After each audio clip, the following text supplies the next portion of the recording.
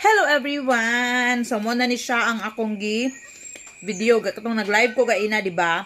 Kay mangutan ako unsay kuan kanang pamaagi sa pagluto ato ang atong pa ni na libog ko kaning gabi. So gabi. So mo to siya ang ako gibuhat, gilimpyuhan ako, then basta gipabukalan. Pero gisagulan ako siya garni. Paksiw style siya. Paksiw style. And lami man dai siya nga subakan og garni nga kanang bisag wala gitunuan. Yes, mo to siya.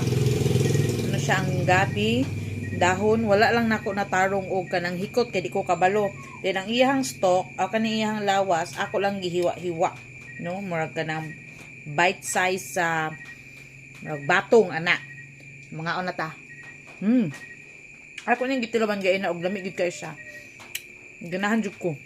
Magluto na kung ingani kay makatipid ta. 5 ka tag 15 ra ang gabi.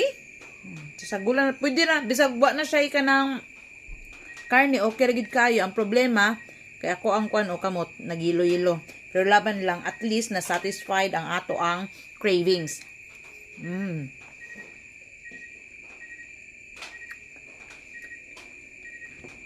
So wa pa jud ko ilis guys. Nagikan pagluto, nag-video, basta, ko ilis. Later na. I-feel good kayo na ako ang gabi. At least kabalo na ko muluto. Kaya simple nga pagluto. Kaya inato. Wala na ako gigisa. Akong gibuhat guys, ingani lang, ako na lang ko anon. Nagpabukal ko og garni. No, gipabukalan ako ang karni kay para muhumok siya. Then pagkahumok na niya, gibutang na ako ang kaning gabi.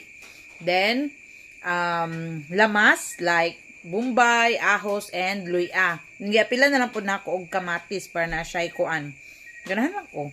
Pagkahuman, gibutangan ako suka, asin and bitsin. Gamay lang ito nga bitsin. Then gibutangan ako tubig pod. Gamay lang pod, mga half glass. Then pagkahuman, butangan ng tubig. Takloban dayon din gihinay-hinay na kong pabukal. Then hantod sa nahumok na siya. Then timing ra pud kaayo no kay wala na ko nagdugang og kanang asin. Kung unsa to akong gibutang asin mo ora gito nakatansa gid tag maayo sa iyahang lasa. So mao to siya. Lami kay sa akong paminsay akong kaon karon. Plus napay dukot ng kanon. Chokes kayo. Lami gid siya. So ako gining i-try. Must try.